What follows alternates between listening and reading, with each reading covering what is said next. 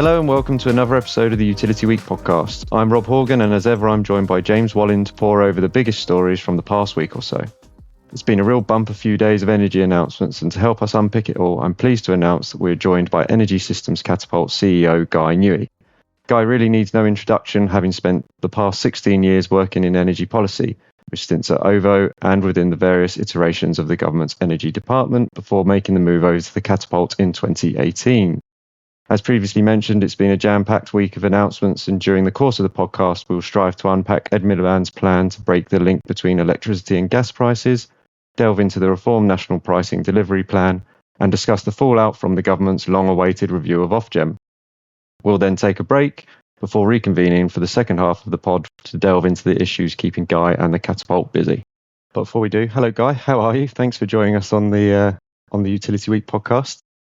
Hi Rob, I'm very well. Thanks very much for having me on this busy week of energy news. Yeah, quite the week for you to have joined us. I'd love to say we planned that. Let's just say we did plan that. We knew it was coming. We knew it was going to be a busy week. We have that sort of influence. Yeah, absolutely. Of course we do. Well, I heard that Desnes heard Guy was going to be on the podcast and therefore brought everything forward. I'm sure. We could start with any of those announcements. They're all about as big as each other, but perhaps we'll do it in the order they were announced. So if we start with, well, I don't really know how to label it, but Ed Miliband's plan to break the link between electricity and gas prices. Maybe we can delve into, does it do that? Does it break the link? And then maybe discuss our take on whether it's a good plan or not. I don't know, Guy, what your initial takeaways were. Yeah, thanks, Rob. And I thought it was an important speech for Miliband, not least because he hasn't actually, as Secretary of State, done that many big set-piece speeches, kind of setting out his philosophy and an approach generally. It's been revealed by policy decisions, but he hasn't done the kind of big set-piece speech that he did in kind of 2008, that Hume did, that Ed Davey did, that Amber, all secretaries of state who've had this brief have done a big one setting out. And this wasn't quite the kind of step back everything speech, I don't think, but it was a good statement of his argument. And at the heart of it was we'll talk about the policy in a sec, but the heart of it was a couple of really important things. First of all, that this framing of the challenge of clean energy security. It kind of brought together themes that he's been talking about for a while, and declaring. I think anyone who declares an era of anything has got suitable levels of ambition. But the era of clean energy security, I think, actually is really important, because obviously we talk about the detail, but the main important global geopolitical thing going on is what's happening in the Straits of Hormuz and what the effect that has on the energy market, which is let's be honest, more significant than any of the particular changes announced. So it was really important politically that he's presenting that. It was a doubling down on clean energy as the answer to geopolitics, even if you don't care about climate change. This is a response, and obviously that's partly a political response to some of the political challenges to net zero that have happened over the last year. Partly, and it was probably the most pro-electric, rather than kind of rhetorically electric, although I wasn't in the room, so I can't comment on that. But the kind of most pro-electrification as the kind of long-term route going forward. And then he talked about the North Sea, although he didn't quite nail exactly what he's going to what the implication of that for policy wise going forward. So the kind of the framing was really important. I thought it was full-throated defence of that approach as an argument going forward. You get onto the detail of the announcement. So the kind of delinking of gas and electricity, which was the big headline, briefed, to be honest, pretty clumsily beforehand. some of the kind of key utility share prices taking 5% hit on what because I think the worry was for them that it was going to head to some of the options that have been discounted in the REMA process, kind of green power pool idea, some of the Dale Vince propositions, all of those things, which I personally think are kind of would be wrong and potentially quite dangerous for the energy system. And what it settled on is it's settled on with an idea that's been kicking around for a while. It's pushed by Rob Grosser-Imperial, who's obviously one of the commissioners, Clean Power commissioners, which is for the companies that are on renewables obligations contracts, and coming towards the end of that, can you give them, can you get them off the RO contracts, which are seen as pushing up prices, and in return give them a kind of guaranteed price for another 15, 20 years to be consulted on. Now, of course, it's worth stressing that was an announcement of a consultation. That's been the kind of pattern for the last, fair to say, for kind of 5 or 10 years, is let's not do anything, let's consult about it and move forward. And there's sensible reasons for that, but that was the intention. Now, whilst that is an potentially important step, and we can get into whether it's the right step or not, is it radically ripping up the idea of the wholesale market and others? No, it's probably doubling down on the trend that's been happening everywhere. If you go back to 2010, 95% plus of the wholesale market is the marginal price is gas or coal, and in those stages fossil fuel based. That's slowly been dripping away as we've been putting more and more CFDs onto the system, and it's quite difficult to get the exact data, but we're probably around 60-65% at the moment, and that trend, as we put more and more CFDs onto the system, is going to happen anyway. So the delinking, and in many ways CFDs are a delinking instrument. They take away, they take away. Now, the key question is the key question for the proposal is, what price are you going to pay to get that? And really, what you're doing is you're reducing short-term costs through the renewables obligation and putting that cost further out into the future if you do it. But again, it comes down to what price you pay, what your future view of the gas price is. Good luck with any certainty working out what that is, etc. And of course, the thing that sits behind all of this is what your general view is towards the role of prices in the energy system. Do you think actually the way we're going to make this transition is we're going to choose which technologies, we're going to choose where they go, we're going to choose a bit of competition, but we're going to choose what prices they do and what volume they do, and that's going to be a kind of centrally planned system? Or are we going to let prices make those choices so that they reveal between different technologies, between different locations, etc.? And really, that's the debate that's been bubbling under over the last probably 10 years, where we've been, and the truth is, kind of, we're on a we are moving towards a centrally planned electricity system and energy system without anyone kind of ever setting out in a speech why. I mean, there's been speeches that have made that case, setting out that that's definitely the destination of travel. So even when you read into the kind of reform national policies, you've got this kind of planning markets thing never quite resolved.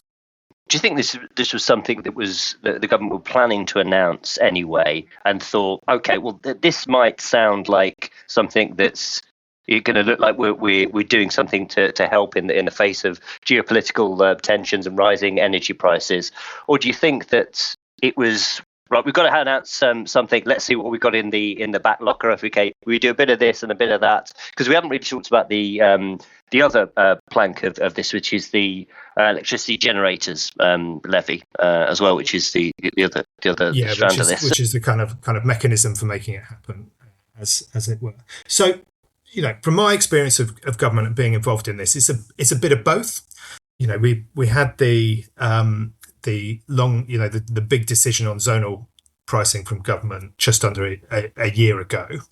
And since then, there has been a scramble within the department to try and work out, okay, what is the alternative set of options which will tackle the central political problem, which is that electricity prices in GB are too high by international standards, and that is, the most salient, important fact going on, and that's causing economic difficulty. It's obviously causing hardship for people struggling with their bills, and it's a significant problem for the UK economy. We can debate exactly how big a problem it is, but it's certainly the most important salient fact. So since they made the decision on zonal, wrong decision, as I think, but without wanting to reopen that.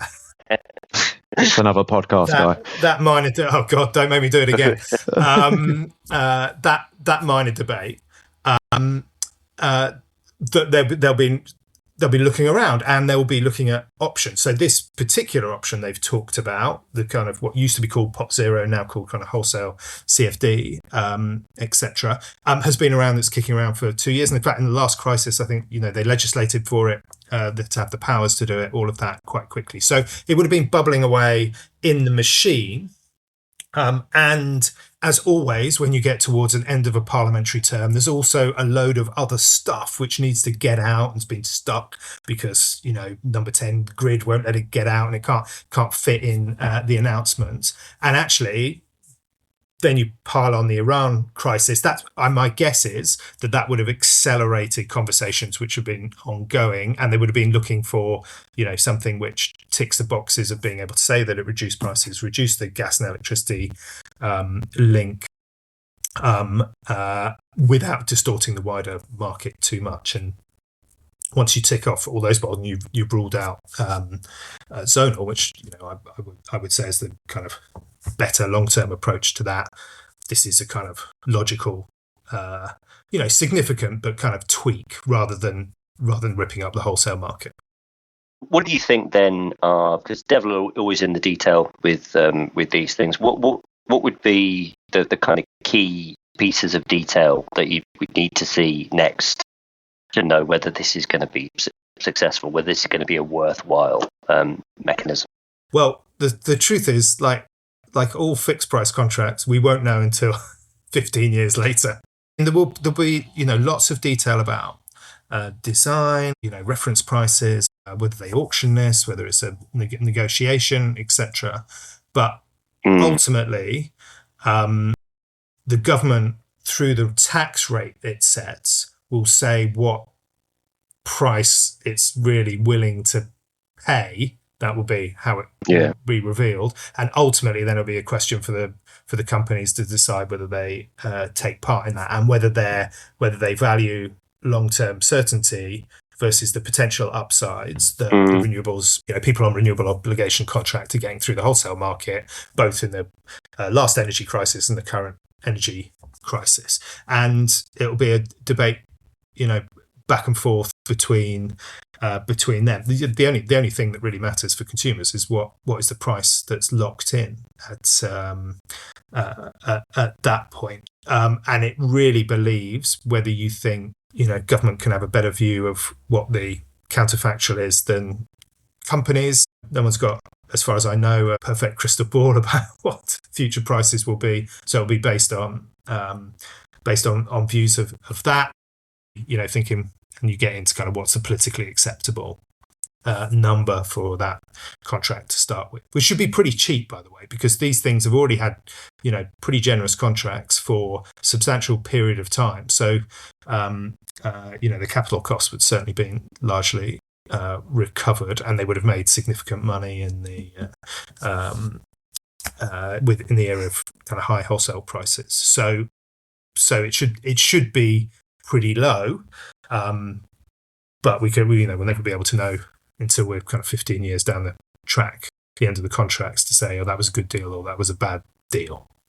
As you've mentioned, this is very closely linked with reforms, national pricing, and the delivery plan that was put out this week. If we can even call it a delivery plan, I mean, as far as I can see, there's no delivery dates or anything set there, or even concrete ideas necessarily. It feels to me, as you said earlier, about this other the delinking proposal to be almost like another consultation, setting out more options.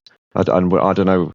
Maybe I was being naive to think that they would be a bit more concrete in their thinking at this point. But given we've waited nearly a year, haven't we, for this delivery plan since zonal was ruled out? Were you expecting something a bit more concrete in terms of No, I wasn't. I have to be honest. I wasn't, because the government chose their preferred path a year ago, and this is, in some ways, the logical culmination of that. They've kind of said that their view is that we are going to optimize for the build out of renewables to meet CP 2030 and the build out of network. We're going to do that by using the mechanisms of the SSEP and connections, etc., which are kind of planning mechanisms. This is where we want it. This is where we want it to be. And by the way, I've always been in favour of more strategic planning in the energy sector and better strategic planning, as we've talked about the Catapult, about local area energy planning, and the government's released its clean flexibility roadmap, etc. So that's its effort to try and get the demand side. Once you've got the kind of building blocks of SSEP, regional energy spatial planning, like those are ongoing, taking a while to come forward. Like that is your mechanism for choosing where things go, and you've already got the auctions going on. I haven't yet seen some sensible things around the margin, around dynamic line rating, which should have happened 10 years ago, but hasn't, about trying to, and lots of sensible stuff around liberalising the planning system and elements of the kind of energy system to speed up delivery, which is stuff that we worked on with the government, with the Electricity Networks Commissioner work. All sensible, supply side reforms to make it much easier to build energy infrastructure in the UK than it has been. But we haven't yet cracked that nut of what's going to be the price signal that reflects the location and the time that is going to allow us to capture the full benefit of flexibility. And the truth is that if you've got what I would say is an obvious answer to solve that around kind of well tested internationally around zonal or ideally nodal. And now we're thinking about other things on top of that. What role the DSOs might have in setting prices, drain markets, the role of balancing, etc. And the truth is that's an extremely difficult set of things to navigate your way through. And because the preferred or the kind of central argument was zonal or not, those other areas haven't been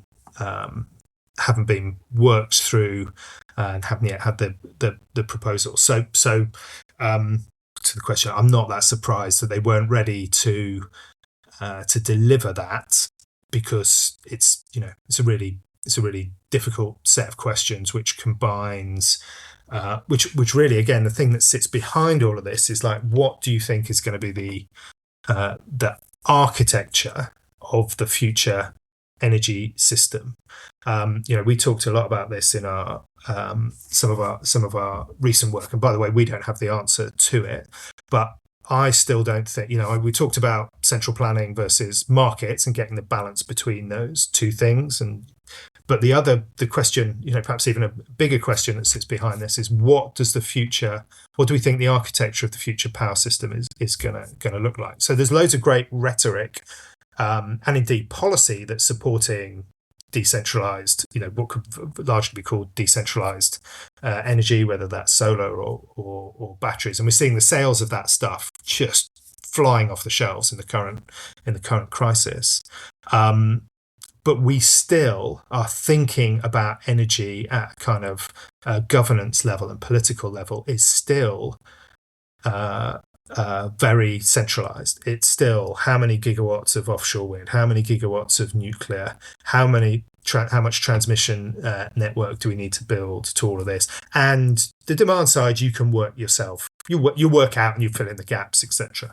I think our view, of which the nodal decision was just one decision amongst that, but our view is that there's so much potential, both in terms of reducing cost of the system and, crucially, what we worry about, the catapult, the kind of exciting companies in what could broadly be described as that kind of demand, flexibility, tech space, that you should be unlocking the value of that, so you don't have to build as much grid as we risk building. You don't have to build as much generation going forward. But we really need to decide, is actually the future electricity system going to be decentralized, largely decentralized, with the kind of NESO and the controllers filling in the gap at the top that's left, or is it going to continue to be largely top down and the demand side fills in the gap at the bottom? Now, it's not quite that simple, and we and others, but I don't see anyone working through that, exactly what that would mean in practice and what you'd have to work through to deliver that. That said, there are, actually we'll talk about this in a bit, I'm sure, but there are signs that there's a kind of recognition of that challenge in some of the things about Ofgem review and areas there. So, just before we come on to that, Guy, can I just ask you about the SSEP and how you feel that is shaping out, and how that compares to how you were envisaging that in the Windsor review? Because we were talking to Julian Leslie at Clean Power Conference the other week. He was talking about the different pathways, the 6 different pathways, right? They're going to present to the Secretary of State. And I was asking him afterwards, well, surely the inevitability of what you give a Secretary of State 6 pathways, is they're going to say, right, I'll have a little bit of that, I'll have a little bit of that, I don't want any of the downsides of any of them, go back and make that work. So you're essentially presenting something to Secretary of State and then starting again on a whole different pathway. And Julian's response to that was, well, we've built in a buffer zone, and we can work on that over a couple of months. But seems optimistic to me. And was that how you envisaged the SSEP in the first place, having those different pathways, or was it NESO, giving its, this is what we think? So first of all, what Julian described is in many ways the kind of logic of the central planning approach, right? Which is you've got to pick a plan. You can do that. I think my nervousness around this is that we end up. There's no criticism of NESO, because they're doing the homework question they've been asked. But I think when we thought about the first iteration of the Strategic Spatial Energy Plan, you basically identify what you have to plan, and then you allow competition to deliver the rest of those. So, a colleague of mine who always likes to use the phrase that don't start with a detailed modelling tool of exactly what the future scenario would be. Start with a crayon and a map of Great Britain, and draw on the things which are, in all versions of the future, we have a reasonable amount of confidence they're important to the government and important to the system. So, in that, what might fall in that category are nuclear, CCUS, role of hydrogen, and networks to go from there. Now, even saying that list of 3 things, those are extremely contested spaces. Absolutely. Yeah. Absolutely. How many? Yeah. What do we think the right number of gigawatts for nuclear? Now, our modelling would see a huge role for nuclear. If we can get the price down. Big role for SMRs. Big potential role for kind of heating. All of those questions. CCS, extremely contentious, very much, etc. Right, and then, and this is, by the way, part of the reason that the kind of the lean towards central planning has won out, is because well, offshore wind, surely that has the same kind of mega infrastructure characteristics that nuclear has, really, when it comes down to it. And actually, you need to plan that. I'm not so sure you do that. My own personal view is then stuff around solar, batteries, and onshore wind, kind of the onshore stuff. You don't need to plan that. That actually, it's too difficult to plan because you get into things you can't understand about local levels. But it was certainly the way I thought about it. I can't, I definitely not brave enough to speak for Nick Windsor. But the way I thought about it is you plan the absolute minimum that you have to plan, and you agree that view that will be revised on more information and whether nuclear's built out as quickly as we hoped and whether the Fingleton review's implemented as it should be. All of these things. And then you let markets fill in the rest. And by the way, that's a sensible response to where we were in energy, where we basically had, limited amount of planning about how we're going to develop. You had network plans thinking about their network, and there was a kind of back and forth with Ofgem on that. But we didn't have any real national planning beyond some kind of, big picture modelling, not kind of spatial planning, which is the important thing that matters. And so therefore what happened is we didn't build enough network, and we're in a kind of catch-up world now going forward. So my nervousness is that we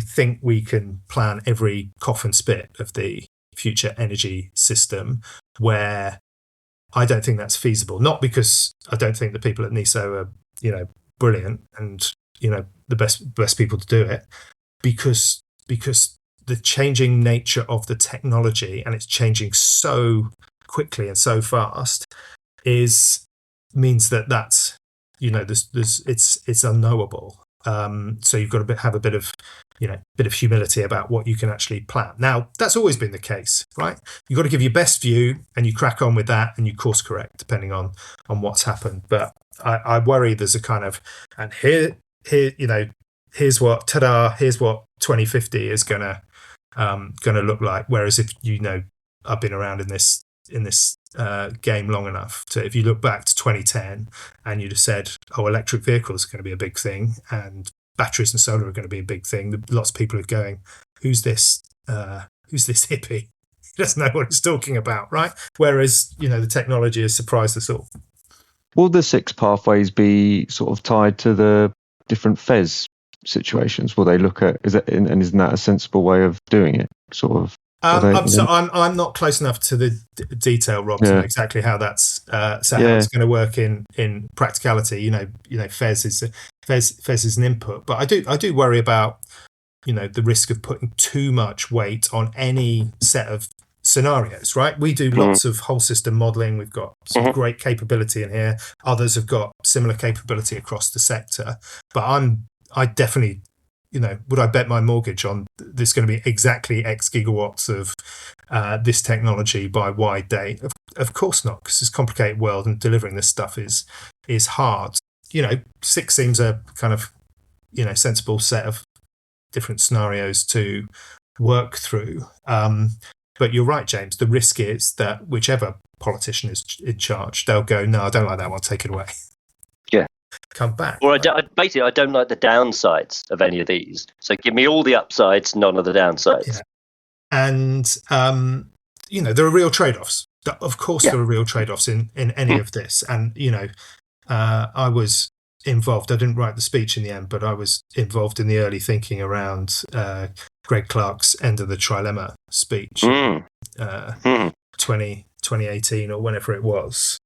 And certainly my input to that was a bit optimistic. Offshore wind was at £40 a megawatt hour, solar was collapsing in price, all of this stuff. It looked, oh God, actually this is just going to happen. And that's not the case. Those tensions remain. Politics is tricky. Right, should we switch focus to the other big announcement this week, the review of Ofgem? I know James has been itching to have his say on this. So I don't know, James, do you want to kick us off as the? I know you're split on whether or not this is a productive review or not. So James, if you give us a dissenting voice, and then we'll we'll come to Guy to retort. I'm sure that that there is a lot in there that is going to be of value to Ofgem, but certainly from my point of view, I mean, this is a document we've been waiting for quite a long time. This was launched December 2024.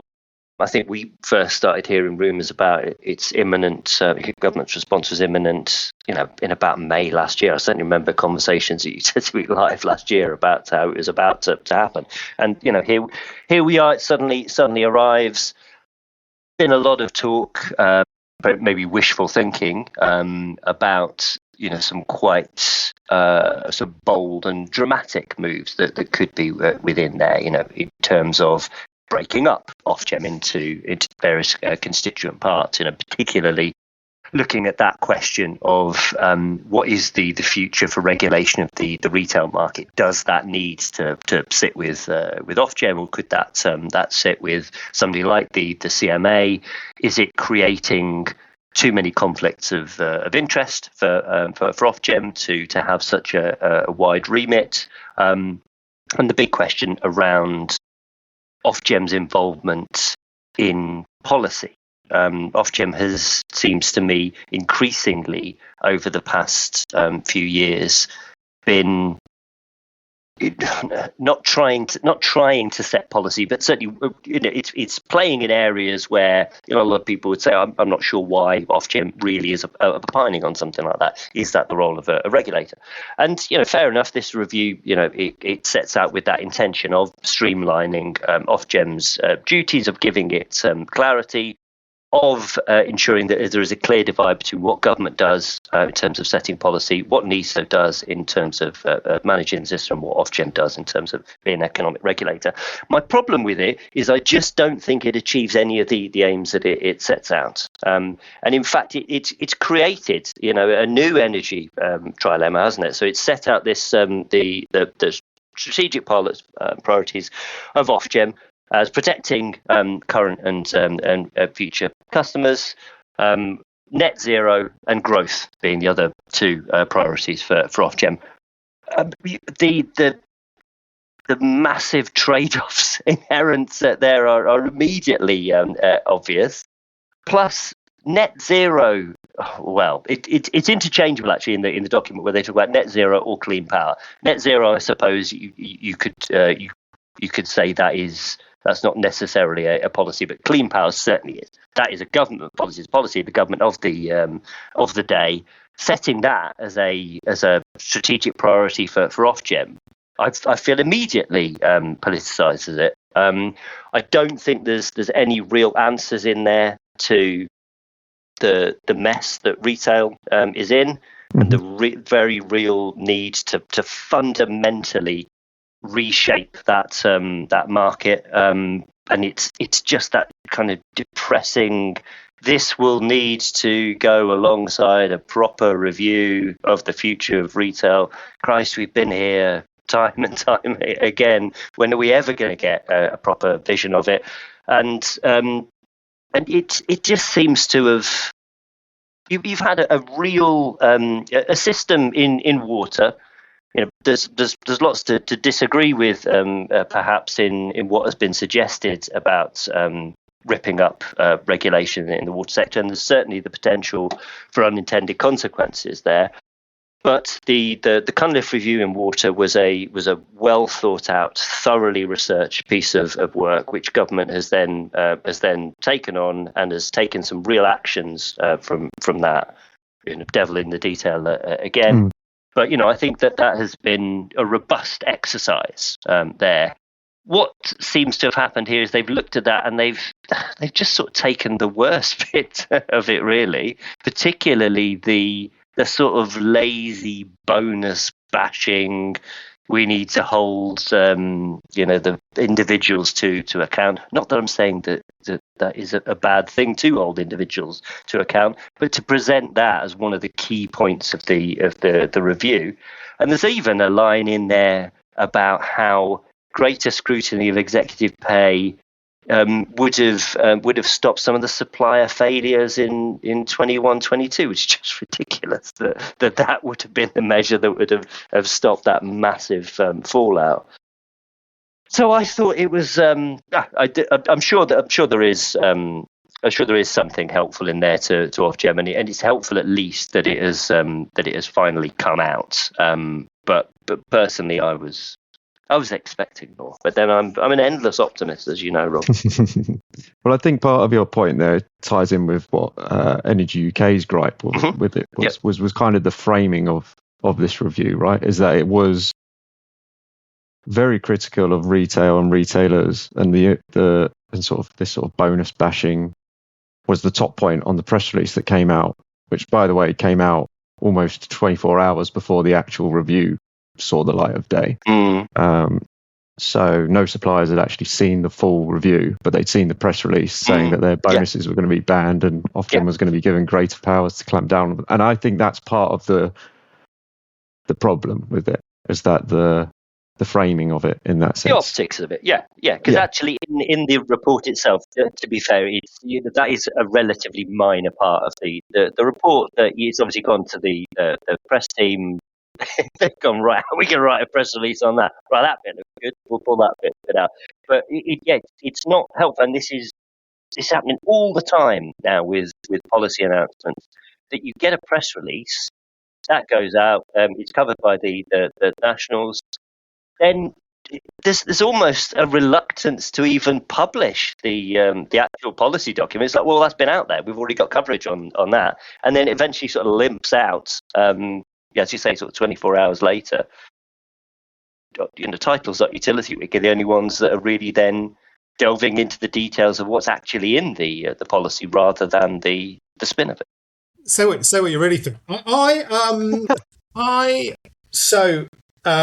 Obviously, putting out a press release and not having the policy document is something that I would never have done when I was a special advisor in that's really interesting. Government.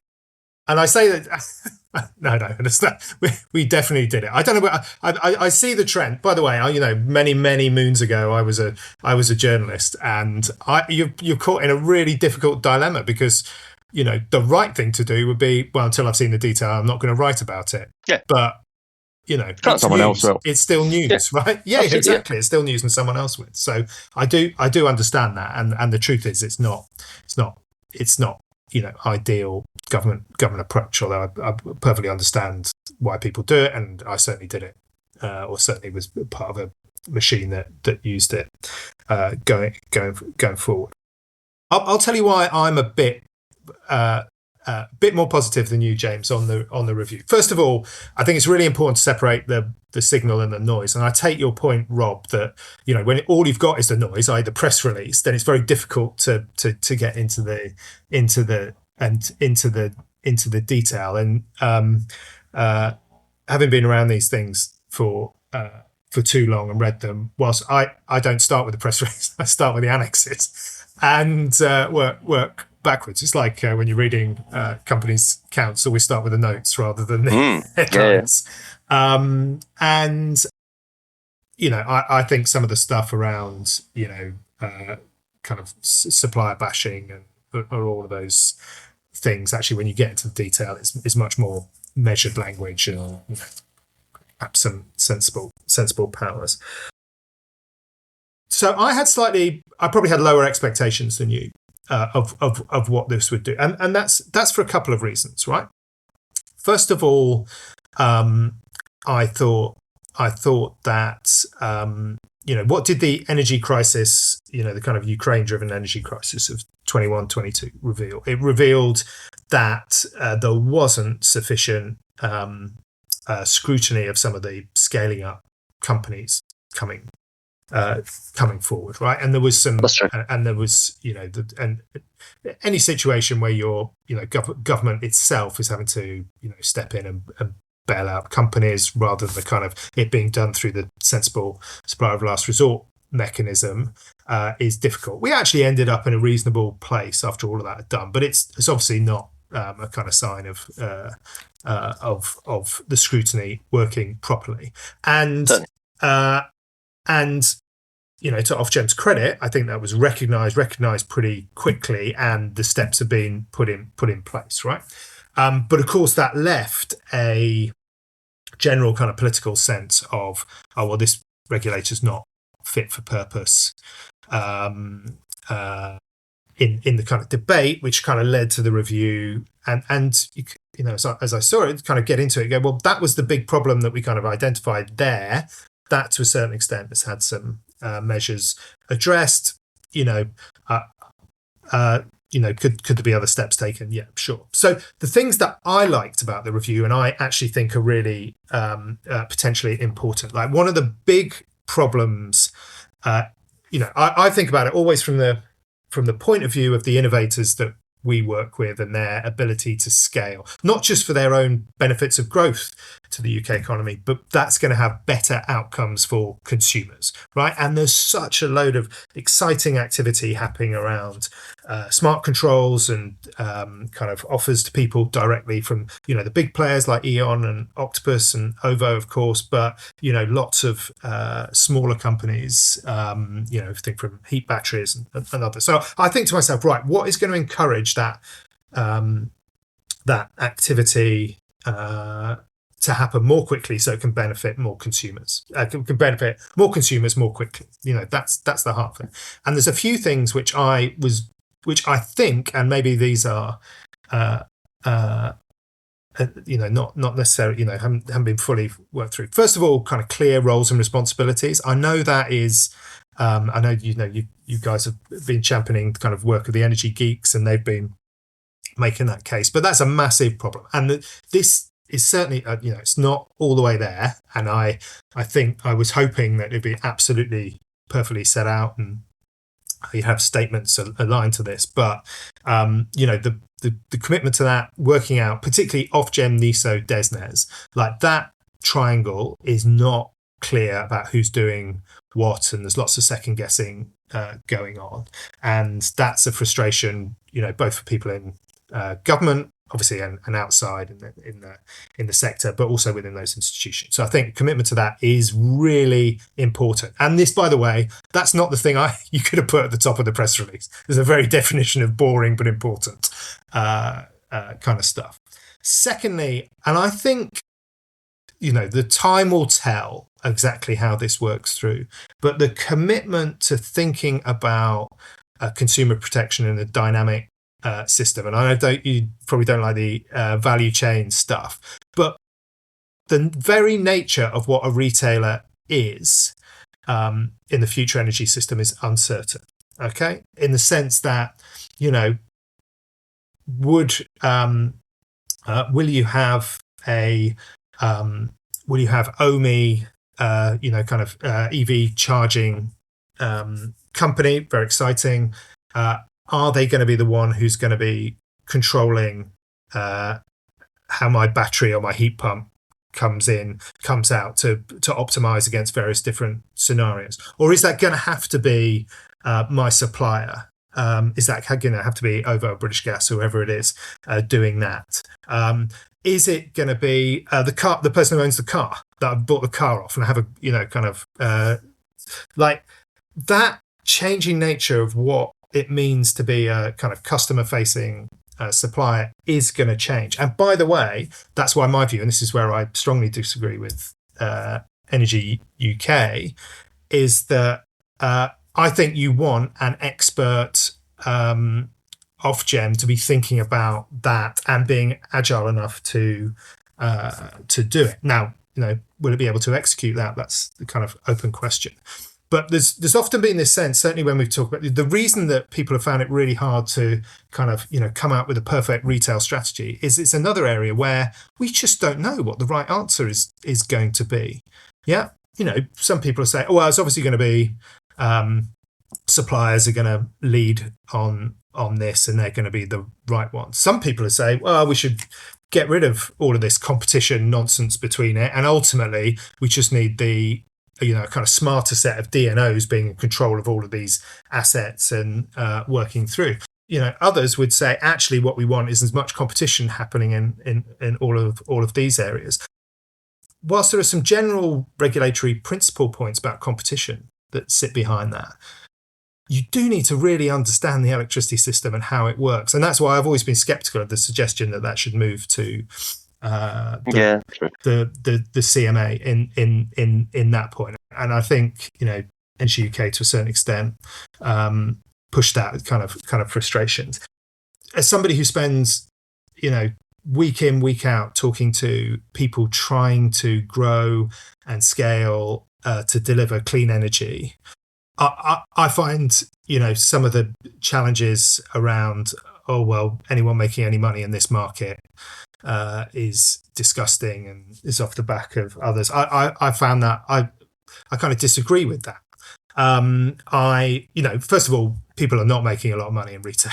Right. No. Right. No. It's the very opposite. If they're able to come up with services and products that consumers really like and want, and are providing a system service, then they should be able to. They should be appropriately rewarded for that. If networks are delivering what the system needs and their customers need in terms of connections and all of those things, they should be rewarded for that. And regulation should be designed in a way, particularly around monopolies, that make that as clear as possible, and you get as much competition into these parts of the system as you can to get the best price for consumers.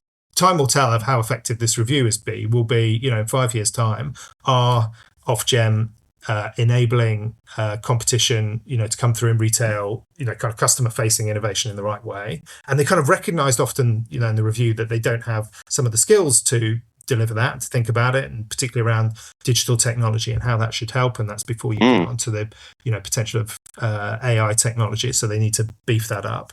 But it's the right mindset, which is start with the customer and then work it out. Not say, right, the right model of a retailer is X, or the right other is like that. Like, what's the outcome we want, and then allow competition to deliver it, and it will surprise you what comes up. So that's why I'm slightly more positive about it, because I think those kind of roles and responsibilities, thinking about the skills of Ofgem, thinking about a customer-centric approach, and not being overly driven on the kind of very prescriptive regulation that we have, and a bit more active regulator will there. On the kind of your bigger point about the trade-offs between growth, net zero, and others, I recognise that in the kind of pure competition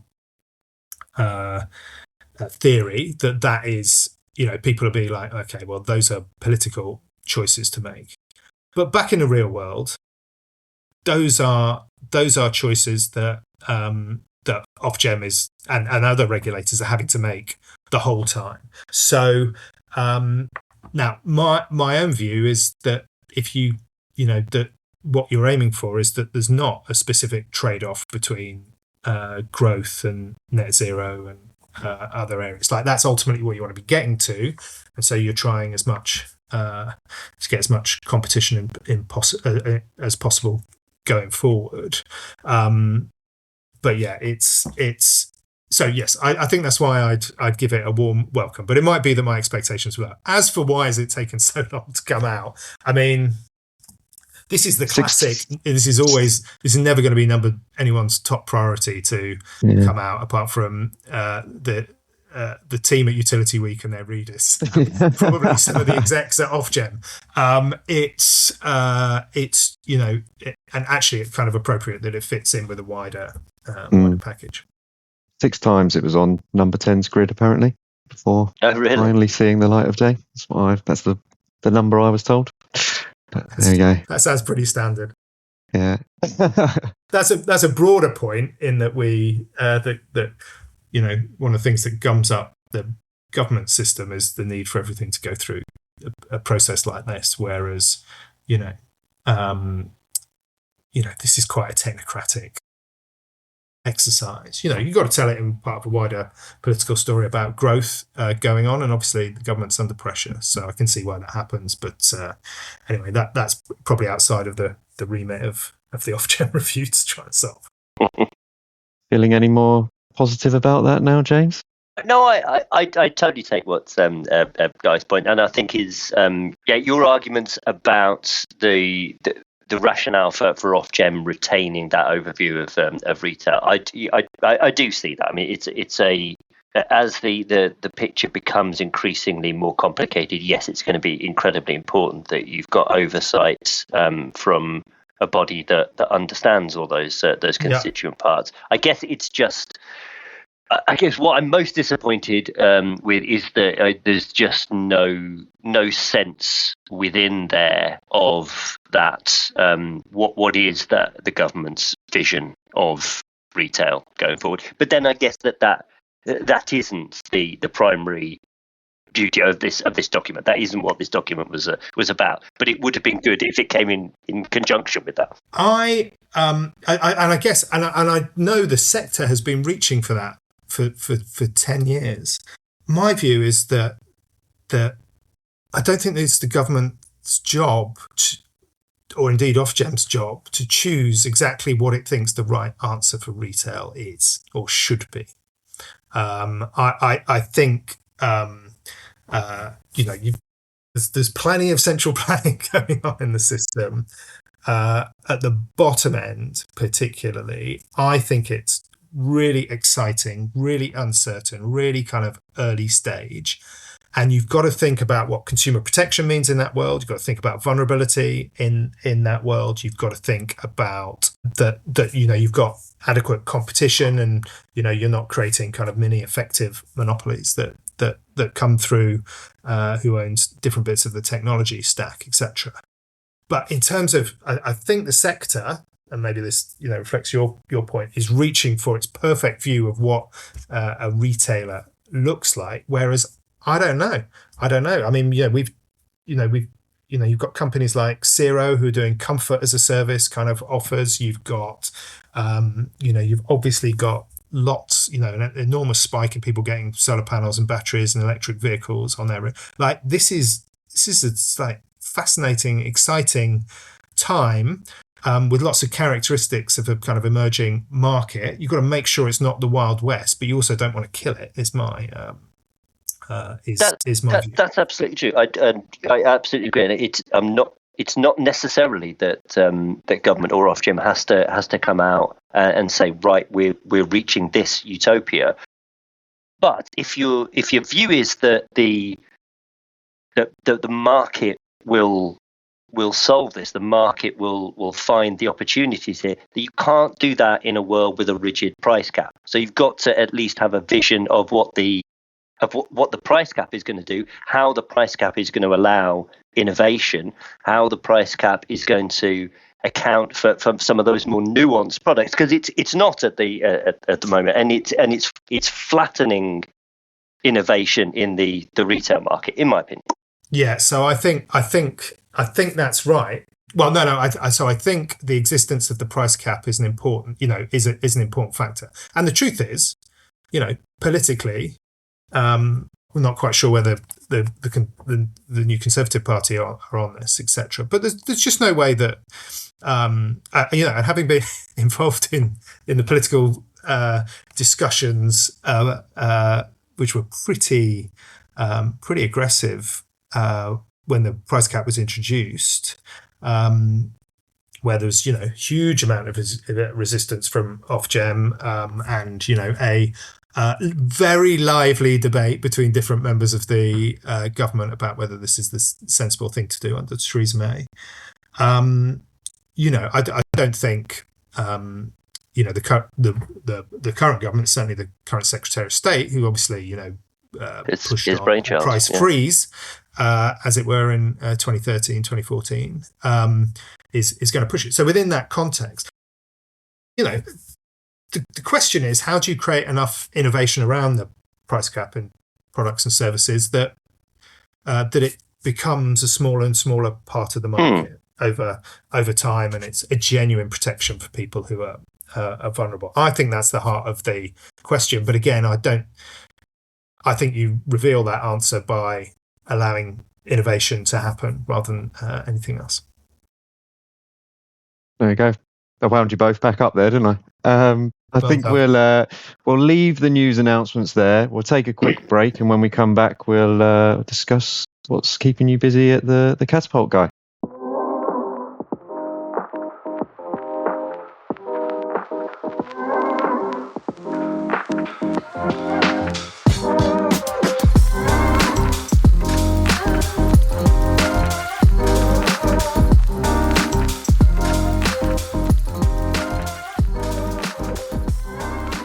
We are now just 3 weeks away from Utility Week Live taking place at the NEC in Birmingham on the 19th and 20th of May, with 7 stages of content across 2 days. There's plenty for us to get our teeth into. So, James, I just wanted to get your take on what you're looking forward to the most. Well, first of all, I've got to be honest, I'm quite looking forward to it being over. It's been a long time in the planning. Well, it's going to be a great event. Not being over, it's it beginning, I think you mean. You're looking forward to it beginning.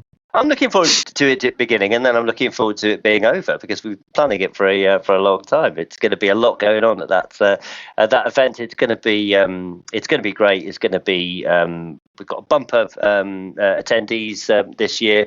We've got more content than ever before, and I'm really pleased that the topics that we're going to be discussing have proved to be so topical as well. So if we just look at the keynote stage alone, I mean, a lot of the stuff that we've been discussing already on the podcast with Guy is going to come to the fore. So we're going to be looking at reimagining the energy system for clean power 2030 and beyond. So great to have Chris Norbury from E.ON, Juliet Davenport, who is one of the clean power commissioners, and Tony Balance from Cadent are going to be talking to me about that. Now, before we do that, we're going to get perhaps a slightly different take on clean power from Richard Tice at Reform, who, you know, no spoilers, but not a big fan of net zero in particular. We've been talking about the Ofgem review. Well, it's great that we're going to have the interim CEO of Ofgem, Tim Jarvis, is going to be there talking about his vision of the future of the regulator. So really interested to talk to him about that. And we're not forgetting, again, as mentioned, all of the big changes that are going on in regulation in water. So we're going to be having the interim CEO of Ofwat, Director of Water at the EA, and the CEO at Wix in Scotland are going to be joining me for a panel session discussing what the kind of reforms are going to actually mean for the water sector of the future. So it's going to be an absolutely packed 2 days.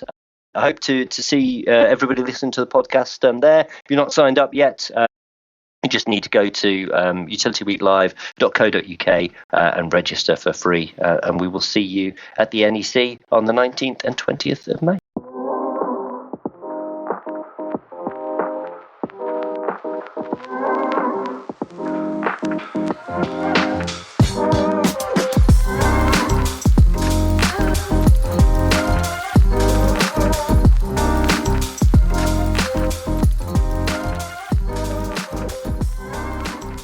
Welcome back to the Utility Week podcast with me, Rob Horgan, James Wallin, and Guy Newey, Chief Executive of the Energy Systems Catapult. As mentioned in the first half, we're now going to look at what the Catapult's up to and what's keeping Guy busy. So, Guy, what's top of your agenda at the moment?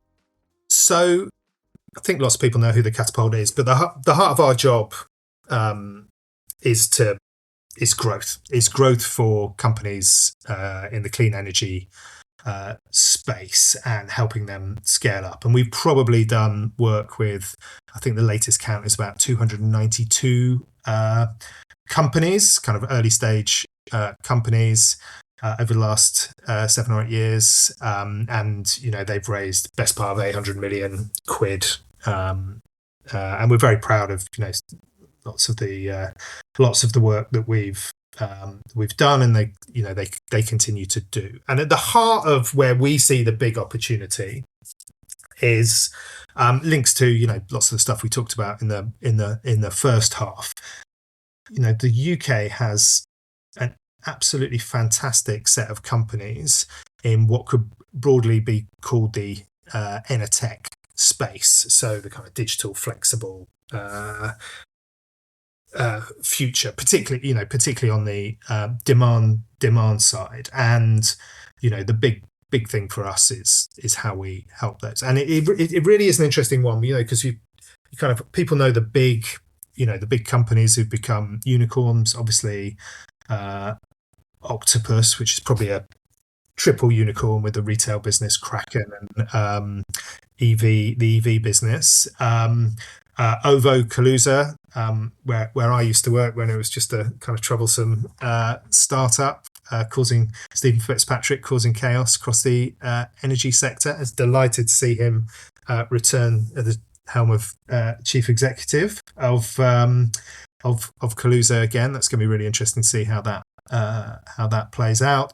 You've got companies like Zenobi, who've got kind of unicorn valuations. You've got a whole load emerging, Fuse Energy in the retail space, which is interesting, with a couple of ex-Revolut founders in there. But you've got a whole raft of companies, whether it's people in the heating space, so companies like Nusku, who get new heating technology, is a brilliant company called Biaco, who've got potentially a whole new way of developing heating. There is people in the smart control space, the kind of geo. I mentioned Omi earlier, My Energy, who are have had a really interesting story with the Zappi charger, but now trying to become the kind of operating system of the home. You've got Passive, who got bought out by BU UK. You just got. There's so many, and you can see my excitement when I talk about them. What do they want from policymakers and regulators to do it? That's part of the reason I was a bit more positive about the Ofgem review, because I see it opens up the space for a more agile approach to allowing these companies to flourish. Right, the kind of system we've designed with the way codes work, with the way that policy and regulatory decisions are made through this endless consultation process, etc. A general kind of principle that looks at growth would think about removing some of those barriers there. So that's the kind of big macro challenge that we're working on at the Catapult, which is why it's the best job in energy, really. And the Clean Flexibility Plan is a big step in that direction to helping out those companies. And I think that's really important and exciting. I think Cathy McClay's appointment as Flexibility Commissioner, although I'm always nervous of even somebody like Cathy, who's one of the single most strongest one woman forces in the energy system. Her ability to move the whole machine will be limited. But I thought, the challenges you put in your open letter to her is like, okay, how do we get from the to a real roadmap for the sector with some really crunchy dates and challenges, and crucially, how does it get the same political level of attention, the kind of demand side flexibility that generation has received, and the network build has received through Clean Power 2030. And I think Clean Power 2030 has driven faster ambition in this area, but it's still not where the sector wants, and where the real benefit of the transition will flow through to consumers. Are there any sort of quick wins or barriers that can be removed that you think would push it up the agenda a bit quicker? So I don't know what to push it up the agenda any quicker. I mean, apart from us highlighting that this is already a massive. We keep saying this is already a massive growth sector with some great companies that everyone is aware of, and there's a huge flood of them beforehand. But the truth be told, it's devolved. Even simple things like it's kind of diffused responsibility amongst ministers about who should do it. DESNZ should be taking the kind of regulatory innovation office approach in terms of proactively thinking about regulation and other barriers that could be there. I mean, we've talked about one example, which is secondary suppliers, so making it really easy for for other people not to have to become suppliers or partner with suppliers to get their technology in there. There's various code reforms that make there. I'm always a bit suspicious of the quick wins kind of framing. I always say this to my team, not because there's always trade-offs. I think the important thing is that decisions need to be made faster, and it's kind of and that's within Ofgem and the code bodies within DESNZ, because this transformation is huge. It's absolutely enormous. The technology is moving really quick, and if we don't keep the regulatory and policy with it, we risk consumers not getting the benefit from it as fast as possible. Secondly, us missing the economic opportunity of the companies growing as quickly as they could and potentially going to other markets and disappearing from the UK. That's certainly a big priority for us, is try and keep them in the UK, and for Innovate UK, who kind of fund some of our activity. Keeping companies here and helping them scale up is absolute priority. So that's what we're thinking about. But there's a whole load of what I call regulatory crud, which gets in the way of some of these. And the most important thing, Rob, to answer your question, is a mindset shift in regulator and perhaps government to say, we want to enable that. By the way, some of the announcements earlier in the week that we didn't talk about from the government are exactly the kind of things that fit in that category of kind of boring but important. Whether it's making it easier for people to charge their EVs across the pavement. Somebody who, when they bought their first Nissan Leaf in 2018, slung a cable with a kind of rumble strip and a bit of masking tape across the pavement, because the idea of trying to get Enfield Council to put a mini trench in there was not going to happen. The kind of liberalising on public land, railways, all of this stuff is really, really important for enabling. We've got a great company that we work with called wonderfully named Riding Sunbeams, who are about getting solar linked to rail tracks. Part of their challenge is planning. You've got loads of interesting on-street charging companies, Connected Curb, Chargy. There's just they will making it easy for them to come up with great solutions is absolutely essential. On your point about Cathy McClay, and echo everything that you've said there, I think she's fantastic. Only two days a month she's doing that role, but I think she'll get a lot done in those 2 days. If you were contributing to that open letter, if you had a kind of key ask for Cathy, what would that be? So I suspect Cathy's doing slightly more than 2 days a month. Well, I'm sure she is. In practice, although probably not being paid for more. Exactly. Yeah. I think the key step is turning the roadmap, which is not a roadmap, into a roadmap. Yes. Proper, absolutely.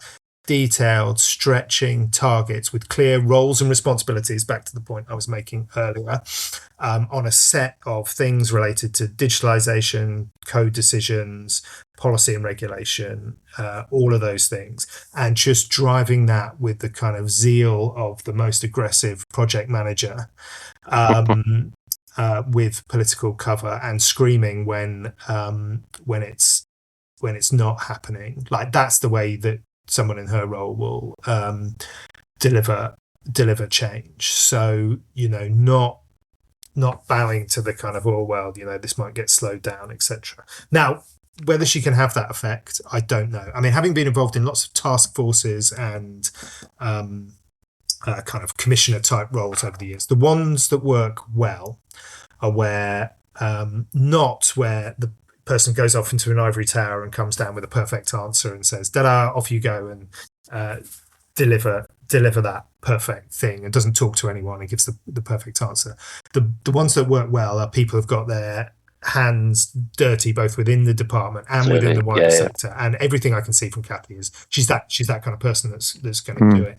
But they only work if you've got the support, the political will behind it, because ultimately you're just an advisor at that point. It's the decision makers are the ones that matter. So getting the support in senior leadership and Ofgem and DESNZ that stuff's going to be driven is going to be the challenge. But she's not afraid to be outspoken, Kathy. So no, certainly I think that's a good characteristic for ones that done well. And we've been involved in digital and data task forces, which have not fast enough but driven significant change, and that's partly because you had the department ministers bought in and a kind of charismatic chair in Laura Sands who could shake things up if needed. On that roles and responsibilities point you make there's been a lot of sort of complaints that nobody's really taking ownership of this sort of 12 gigawatt target. Yeah.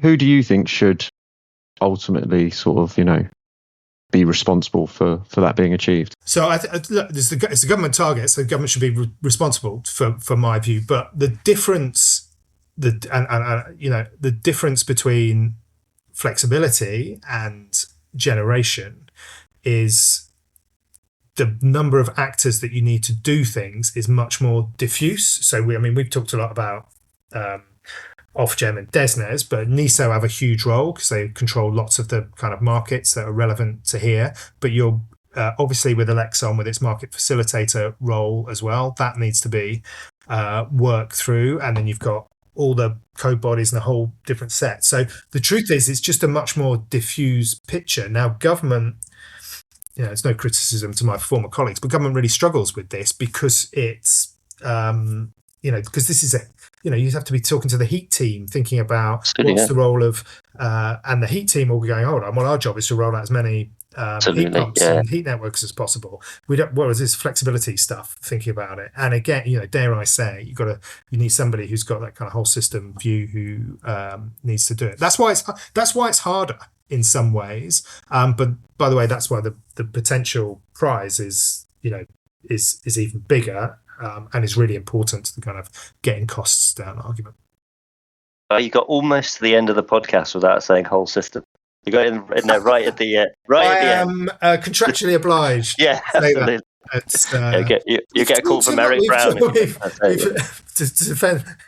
We've talked a lot, and I do think, again, philosophically, I do think that is a problem in the energy sector, and that's why we bang on about it all the time, because lots of these challenges, whether it's roles and responsibilities between different sector, whether it's taking a consumer first approach, whether it's getting markets and central planning, whether it's getting decentralized, centralized, those decision makers are whole system questions. We haven't really talked about molecules versus electrons and the absolutely essential role of getting that transition right. But all of them require zooming in, zooming out, thinking about the big picture, and it's not enough. Just conscious we're being pretty greedy with your time, Guy, but I know you're doing some pretty important work around network innovation funding as well. So if you just talk us through where you are with that and what we've got coming up. Yeah, so the Catapult has been involved with the Energy Networks Innovation Taskforce, which is chaired by Laura Sands in close partnership with the team at Innovate UK and Ofgem. And really what that's trying to do is, can we crack this nut of the significant sums that go into innovation funding for networks? Can we help it drive system changes and accelerate the pace of change across the system? Not just one network does a project, learns a bit about it, puts it on a shelf, no one else knows about it. Kind of really thinking how that knowledge is diffused, but crucially being really targeted on the kind of challenges that that the system needs to work on, and actually organising that together. I think there's been a huge amount of work in the background. It's done exactly what these things should do, which is really getting out into the sector, talking to other sectors, moving forward. It's going to be the kind of final results are going to be launched in May. I think if it can be effective in coordinating and delivering the innovation funding, that it's going to support innovation, it's going to support scale-ups getting into helping networks with their challenges and the wider system challenges. I think it could be transformative. Time will tell whether it delivers, of course, but the exercise that's been undertaken is one of the toughest, but one of the most important I think I've been involved with. Brilliant. That seems like a lovely positive note to finish the podcast on. Quick, thank before you for your I say time. something. Okay. Go on. Yeah. Thank you for your time, Guy. Thanks for joining us. You're welcome back whenever you want. And James, as ever, until next time.